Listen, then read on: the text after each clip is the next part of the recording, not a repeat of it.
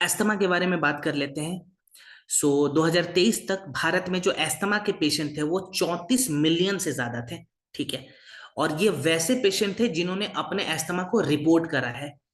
अगर जो अनरिपोर्ट पेशेंट है उनको भी मैं ऐड कर दूं तो ये 34 मिलियन से कई ज्यादा निकलने वाले हैं। बड़े शहरों में एस्थमा के पेशेंट ज्यादा पाए जा रहे हैं। इसका रीजन है सबसे पहले तो पॉल्यूशन। मैं दिल्ली में रहता हूँ और दिल्ली में पॉल्यूशन का स्तर क्या है आप सभी को पता होगा। तो यहाँ पे भी बहुत सारे ऐसे लोग हैं जिनको डे बाय डे ऐसी जो प्रॉब्लम्स है वो देखी जा रही हैं। देखिए एस्थमा में बेसिकली होता क्या है, हमारे फेफड़ों के अंदर, ठीक है ना, सबसे पहले तो चिपचिपे वाले जो बलगम होते हैं वो जमा होने लगते हैं। दूसरा पॉइंट क्या होता है, हमारी जो श्वास नली है, ठीक है, जो हमारे एयरवेज है वो नैरो हो जाते हैं, बिल्कुल बिल्कुल छोटे हो जाते हैं, जिसके कारण हमें सांस लेने में दिक्कत होती है।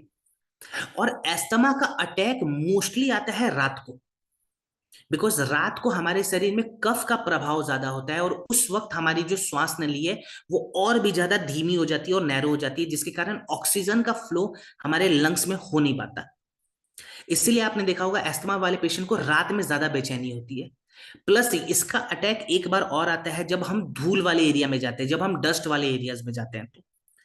तो यहाँ पे हमने जो है एस्थमा डॉग जो बनाया है प्रोडक्ट, ये हमारे फेफड़ों से चिपचिपे वाले बलगम को निकालेगा और हमारी श्वास नली को खोलता है। कौन कौन से इंग्रेडिएंट इसके अंदर है इस पे एक बार हम ध्यान देंगे। तो सबसे पहले हम बात करते हैं वासा और कंठकारी के बारे में। वासा और कंठकारी हमारे फेफड़ों को साफ रखता है और जो चिपचिपे वाले बलगम है उसको बाहर निकालता है। देन हमने ऐड करा हुआ है तुलसी। ये हमारे इम्यून सिस्टम को भी बैलेंस करता है और लंग्स की कैपेसिटी को एक्सपेंड करता है। देन हमने ऐड करा हुआ है मुलेठी और हरिद्रा। मुलेठी और हरिद्रा क्या करता है, ये हमारी श्वास नली को खोलता है, प्लस हमारी श्वास नली के आसपास में जो इन्फ्लामेशन बढ़ गए हैं उसको कम करता है।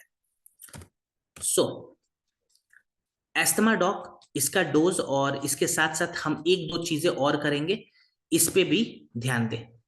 सबसे पहले बात कर लेते हैं डोज के बारे में। तो 15 से 20 ml एस्थमा डॉग हम रखेंगे, गुनगुन में मिलाएं, खाना खाने के बाद दिन में 2 बार लें। गुनगुना पानी 1 कप के आसपास होना चाहिए, उसमें मिलाकर खाना खाने के बाद दिन में 2 बार लें।